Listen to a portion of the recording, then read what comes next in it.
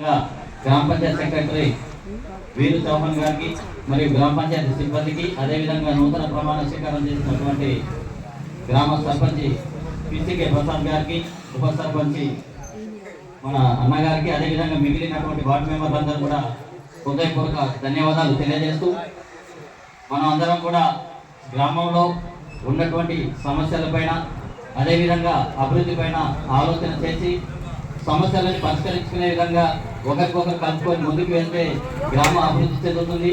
దానిలో భాగంగానే మనమందరం కూడా కలిసికట్టుగా ఉండవలసిన అవసరం ఉన్నది.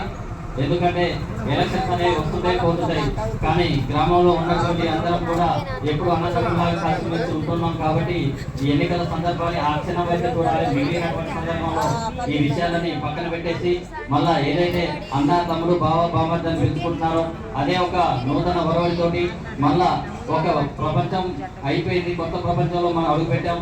గతంలో పెండింగ్ ఉన్నటువంటి పనులు ఏమైతే ఉన్నాయో, ఇప్పుడు జరగవలసిన పనులు ఏమైతే ఉన్నాయో అటువంటి పనులపైన దృష్టి సారించి సమస్యలని ఏదైతే ఉందో మనకు ఎన్నికైనటువంటి నూతన పాలకవర్గం దృష్టికి తీసుకెళ్లి వారికి ఈ యొక్క సమస్యలు విన్నవించిన కాలక్రమంలో వారి యొక్క శక్తి సామర్థ్యాల మేరకు ఈ యొక్క సమస్యలు పరిష్కరించడానికి కృషి చేయడానికి వాళ్ళ వంతు ప్రయత్నం చేస్తారు.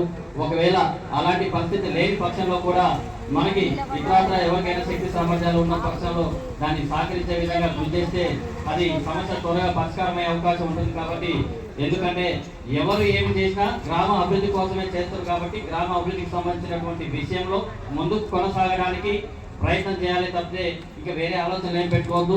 గెలిపోవడం అనేది సహజం. కాబట్టి మనం మనస్ఫూర్తిగా అన్నింటినీ స్వీకరించాల్సిన అవసరం ఉంది.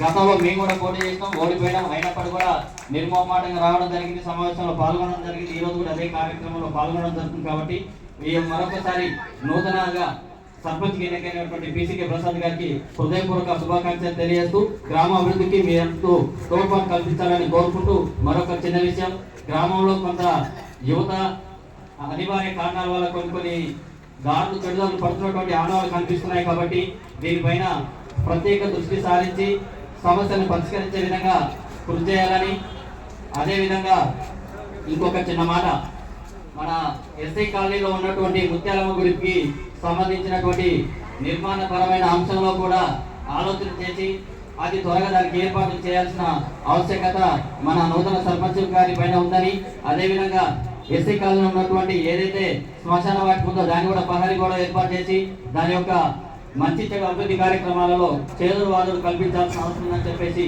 ఈ సందర్భంగా తెలియజేస్తూ, మరొకసారి మన మాజీ ఎంపీసీ గారు ఈ కార్యక్రమానికి విచ్చేసి సర్పంచ్ గారిని సన్మానిస్తున్నందుకు ప్రత్యేక ధన్యవాదాలు.